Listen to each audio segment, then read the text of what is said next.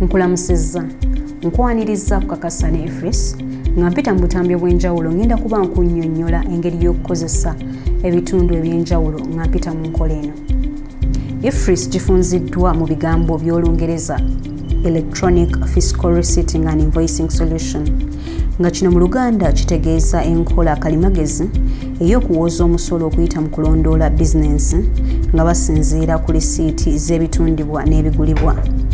Eno nkola mpya ey'okulondoola eby'omusolo okumanya bizinensi gye zikolamu obusuubuzi bwazo omuli okugula n'okutunda era ng'obubaka buno bugabanibwako n'ekitongole ky'omusolo mu ggwanga ekya Uganda Revenue Authority nga buli luuyi olwa bizinensi n'olwa URA lusigazaako kopi ezingiramu okukozesa ebyuma bikalimagezi mu Lungereza ebimanyiddwa nga electronic fiscal devices, ebiwandiiko ebisuubula okugula, okutunda, okubanja, okusasula eby'okumutimbagano biyite e-receipts n'ebiwandiiko ebiraga ebiguliddwa n'ebitundiddwa okuyitira mu nkola kalimagezi ez'okumutimbagano. Mu katambi kano ngenda kukulaga engeri gy'okozesaamu alipoota y'ebyo by'otunze ng'oli mu akawunti yo ya EFRIS. Genda awali lipoota onyige ku byatundiddwa omale onyige ku alipoota yennyini gy'oyagala okukozesa. Okulaba okugula kw'okola buli lunaku, nyiga kulaba ebyensuubulagana ebya buli lunaku.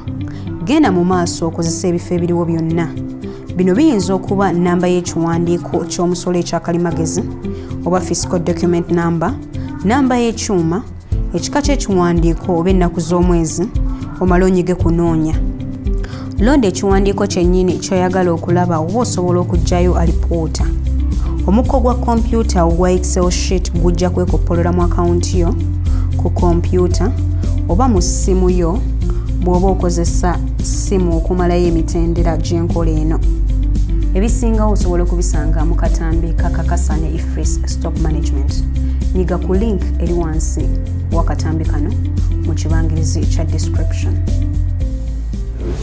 Teweerabira okweyunga ku mukutu gwaffe n'okunyiga akade oba obutasubwa akatambi konna akeekuusa ku musolo.